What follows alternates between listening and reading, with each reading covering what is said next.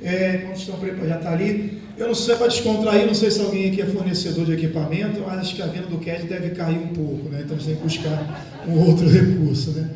Brincadeiras à parte, essas discussões são importantes. Antes de mais nada, agradecer ao Coronel Cleison e o Sargento André pela oportunidade de estarmos aqui. E, naturalmente, a autorização do meu comando para que a gente pudesse estar contribuindo com esse espaço, esse fórum aqui de discussões e tanto aprendizado. Bom, eu sou o Subtenente Henrique, já fui apresentado aqui pelo Corpo de Bombeiros do Estado do Rio de Janeiro. Faço parte do Centro Educacional de Atendimento Pré-Hospitalar, uma unidade de ensino e pré-hospitalar, fundada em 2004, que nasceu dentro do Plano de Socorro e Emergência, que é ainda a unidade, o agrupamento, a coordenação de todo o pré-hospitalar do Rio de Janeiro, entendendo, lembrando, foi falado aqui algumas vezes, até pelo Coronel Gilson ontem, nosso APH é predominantemente composto por militares de saúde, e ambulâncias com técnicos de enfermagem, ambulâncias com enfermeiros, e ambulâncias com médicos. E aí o GSE gerencia a logística, o RH, e todos os insumos, toda a parte operacional. O CEPAP, juntamente com o GSE, atua na questão de formação, capacitação, atualização. Nós temos cursos de especialização em pré-hospitalar para militares não da saúde e para militares de saúde. Então a gente tem curso socorrista, 11ª turma, isso começou em 96, o curso de técnico em ciências médicas, eu fui da última turma e houve uma evolução para o curso de especialização de técnico de enfermagem em pré-hospitalar, e o curso que teve uma edição de intervenção em áreas de risco, também voltada para a parte pré-hospitalar. Então essas são as demandas que a gente tem utilizado lá, tem trabalhado em cima disso e encarando todos esses desafios novos, essas demandas, umas mais novas, outras menos, e nessa seara aí de capacitação em pré-hospitalar e formação em pré-hospitalar, a gente está chegando a casa dos 20 anos, nos mais variados perfis de atendimento pré-hospitalar, com a ênfase pela corporação aí na abordagem ao trauma. Então a gente traz essas discussões que foram já colocadas aqui, e um assunto mais tranquilo, a auxiliação assistida, ninguém discute, ninguém contra, ninguém acha que isso não é bom, todo mundo é muito a favor, todo mundo acha muito legal, todo mundo já conhece bem isso, tudo muito falado, e aí me deram esse tema, falar depois dessas feras aí não é fácil, não sei se eu tenho algo a acrescentar depois dessas explanações, mas a gente vai comentar aqui alguma coisa. Então, essa é a proposta ali, mito ou realidade. Bom, não posso entender que é um mito porque existem serviços que já praticam, já há algum tempo, fora do país. E para nós, no Rio de Janeiro, já faz parte dos nossos procedimentos operacionais padrão, os nossos POPs. No início desse ano, CEPAP e GSE foram publicados internamente para direcionamento das nossas equipes em torno de 14 POPs específicos de APH.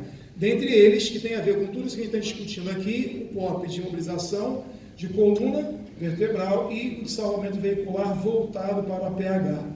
Então, dentro dessa seara, dessas literaturas, artigos, discussões, hoje, para nós, se vai ser o melhor, se vai ser bom, enfim, a gente precisa de tempo, como foi colocado aqui para revisar, mas hoje, para nós, está escrito e começando a ser colocado em prática, porque isso também depende de uma demanda de capacitação de todo efetivo.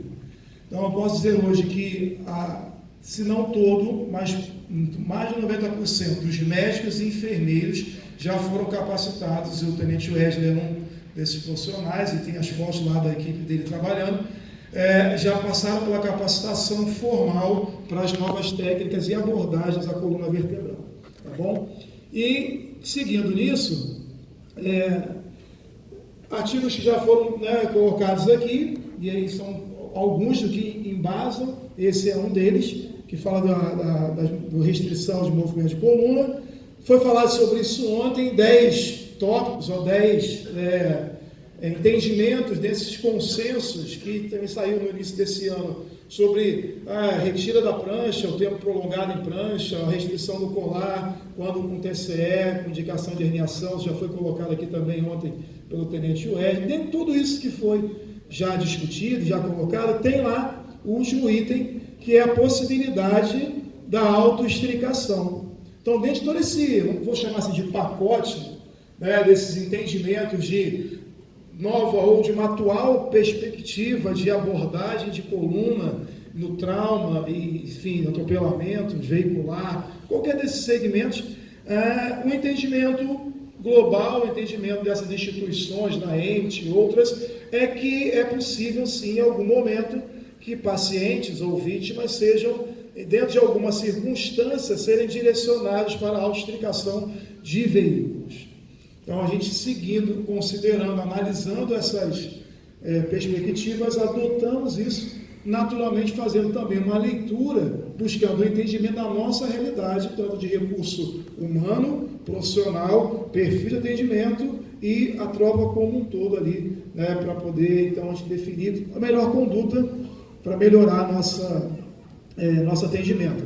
Eu coloquei ali pelo menos 3 conceitos norteadores que eu acho importante nessas discussões que nós estamos aqui vendo, e certamente alguns já trouxeram, né, a sua bagagem aí de entendimento nessa área. O primeiro está ali, que é sobre a imobilização minimalista, como já foi comentado aqui, e está lá, né, no fluxograma de Marshall, dizendo que a imobilização minimalista, e quando a gente fala disso, nós temos essa preocupação, quando a gente diz, o colar foi discutido se pode usar ou não o CAD, a gente talvez não use em determinadas situações. Quando essas informações começam a chegar, não sei qual a impressão dos senhores, o que os senhores viveram dentro disso, estou falando de ambientes acadêmicos que a gente vem lidando ao longo desse tempo, há um grande estresse, uma angústia, como se fôssemos abolir, como se as propostas fossem abolir toda e qualquer forma de imobilização, quando isso não é verdade. Então, quando eu falo de imobilização minimalista, não estou dizendo que eu não vou cuidar da coluna.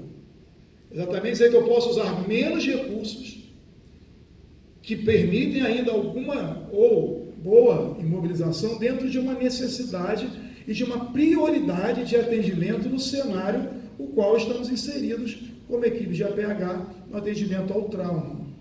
Então, dizer que eu não vou fazer isso ou aquilo, sem entender, e aí a minha sensação é que algumas pessoas são contra ou a favor e discutem, sem entender de onde vem. A gente viu também na palestra de ontem que essas discussões vêm na década de 60, isso não começou do ano passado para cá, isso não veio na última atualização do ATLS ou do IT, as coisas vêm de um processo, e quando a gente está inserido nessa continuidade do processo, a gente tem a facilidade maior de entender as tendências, embora, né, a gente pratica isso há muito tempo. Eu tenho quase mais de 20 anos de serviço e usei CAD muitas vezes, ensinei, assim como outros, né, e assim como a imobilização em pé e outras técnicas, que hoje entendemos que tem as suas restrições e até as suas contraindicações.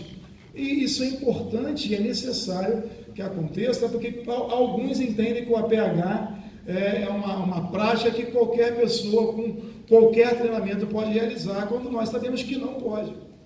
Não é uma especialidade médica, hoje temos pós, mas ainda de maneira não entendida na real necessidade dos profissionais que compõem essas equipes. Por exemplo, a gente tem o nosso curso socorrista para militares não de saúde, é um curso de 4 meses. A gente não entende que uma capacitação muito inferior seja útil. A gente tem lá a portaria 2048 que fala de 200 horas.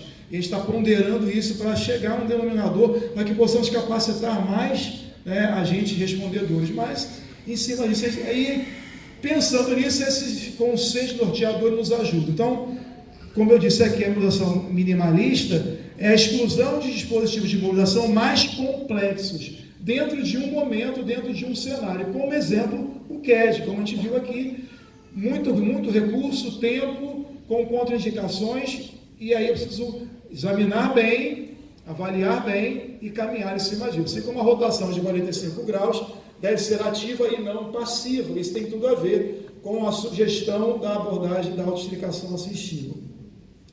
Um outro conceito norteador, está lá no nosso POP, é a definição de estricação, que entendemos ser que a técnica se refere à técnica especial para retirar vítimas de situações das quais não poderiam sair sozinhas esses conceitos se complementam, sem risco inaceitável à integridade física, sobretudo a coluna. Tal técnica pode incluir a orientação oferecida pelo socorrista para que vítimas em condições possam se autoestricar. Esses conceitos não conflitam com nada que nós temos ouvido aqui nem encontrado nas literaturas. E, por fim, né, o entendimento da autoproteção, da questão da posição antálgica, onde a vítima ou o paciente, com ou sem orientação, ele não vai fazer um movimento que agrave a dor ou que gere dor.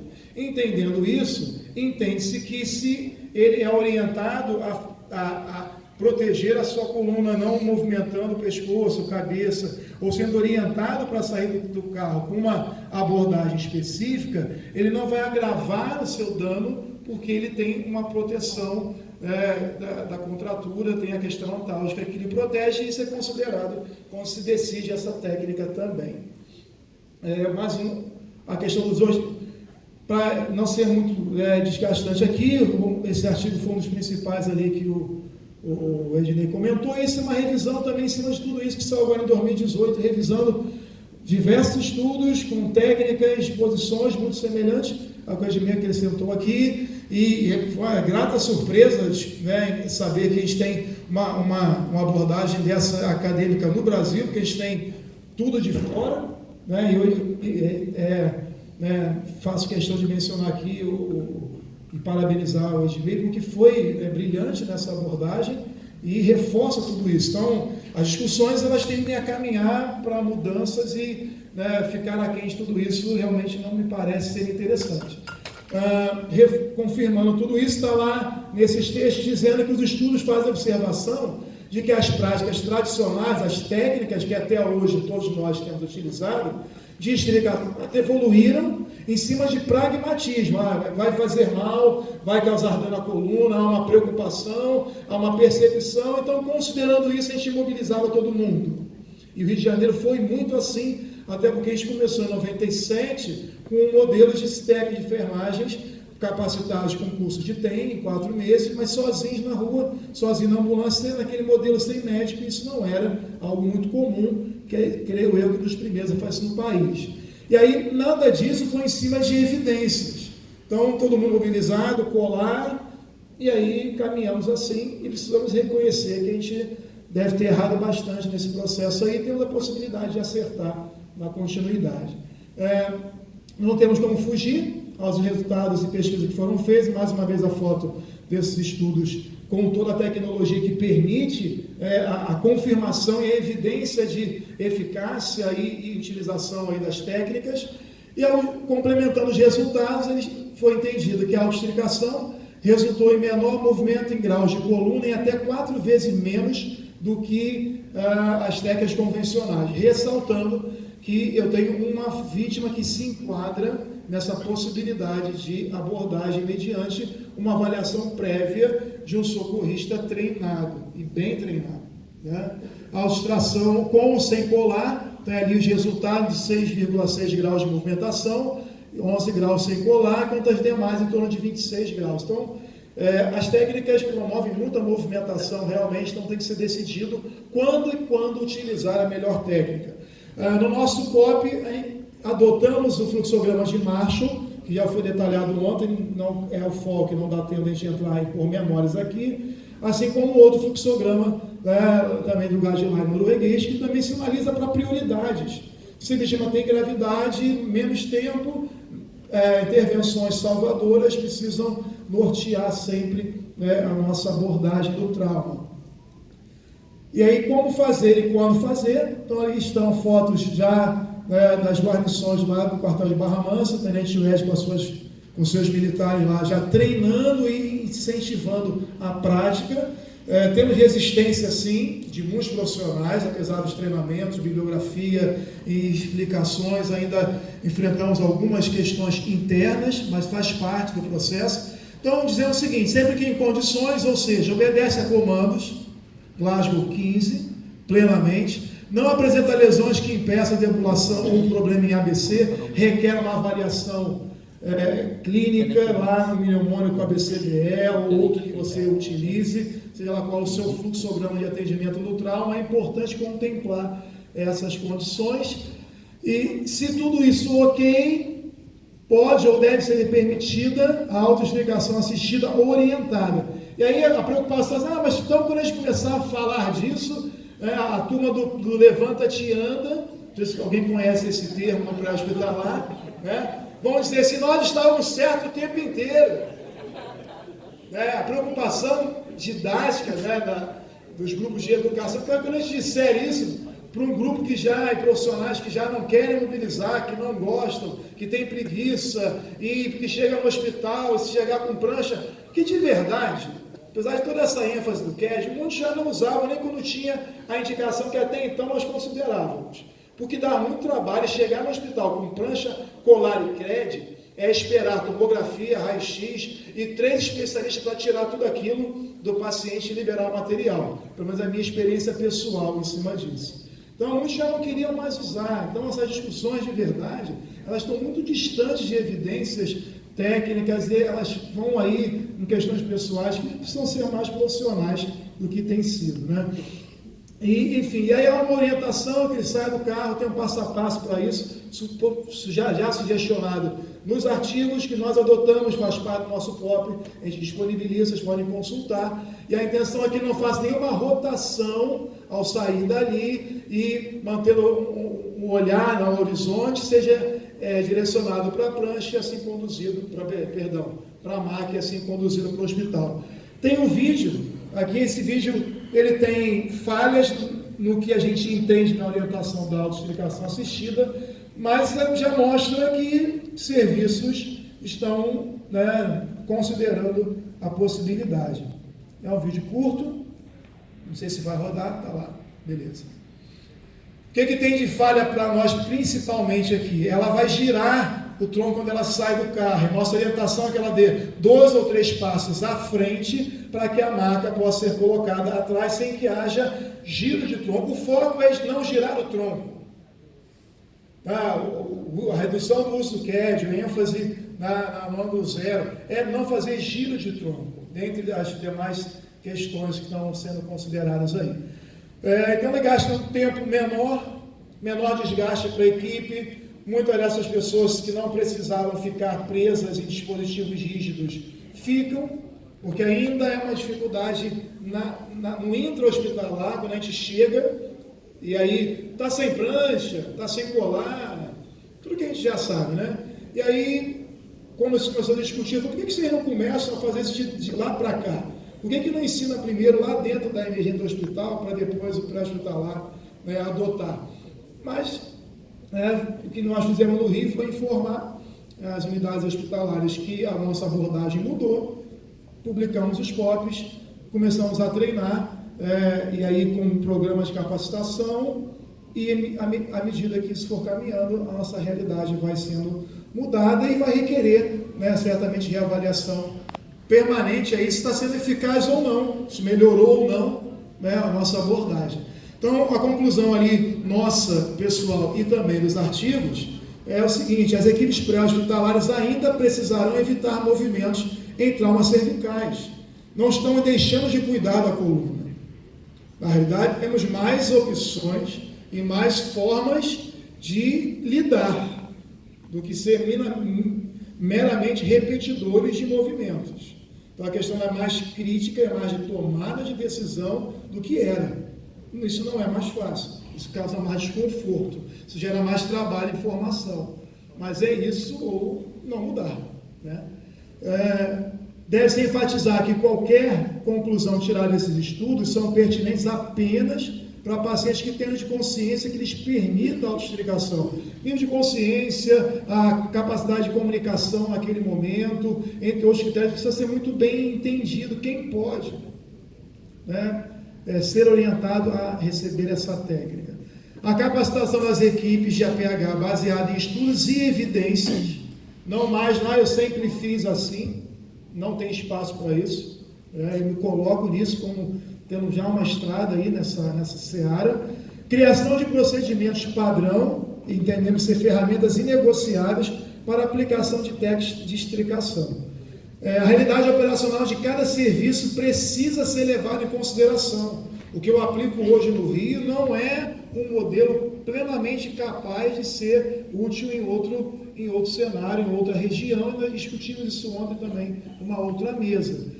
Toda e qualquer padronização de atendimento precisa ser levada em consideração a sua realidade operacional, de recursos humanos, geográfica, enfim, tudo isso. Terminando aqui, eu não botei bibliografia, porque se você consultar os nossos 2 POPs, todas essas referências bibliográficas estão lá. Então, não tem nada aqui de segredo, está disponível no nosso site lá para download. São, nesses aspectos, 2 principais POPs que foram publicados esse ano. E para uma provocação final, pensando que está chegando no Natal, dezembro já está às portas, Papai Noel não existe. E quando a gente diz para algumas crianças, naturalmente, elas se decepcionam. Quando chegam numa idade, descobrem que nada daquilo, a chaminé, meia pendurada na janela, isso tem a ver com a nossa prática. Aquilo que a gente sempre acreditou que era o melhor, o mais funcional, talvez não seja mais. Então, mas eu não sei ler. A criança, eu não sei ler, eu não descobri, o Papai Noel não existe, vou considerar isso. Como profissionais, isso não é uma realidade para nós. Nós sabemos ler, entenda, ou seja, tomamos conhecimento das informações, das mudanças, e aí não está tudo bem. Dá para a gente, finge que nada está acontecendo, não muda nada, deixa para lá, dá muito trabalho, caminha como sempre foi, e aí creio que não é a nossa vontade, é o nosso entendimento, senão não teríamos esse evento acontecendo aqui. Então, fechamos assim. Um bom dia a todos aí e obrigado pela oportunidade.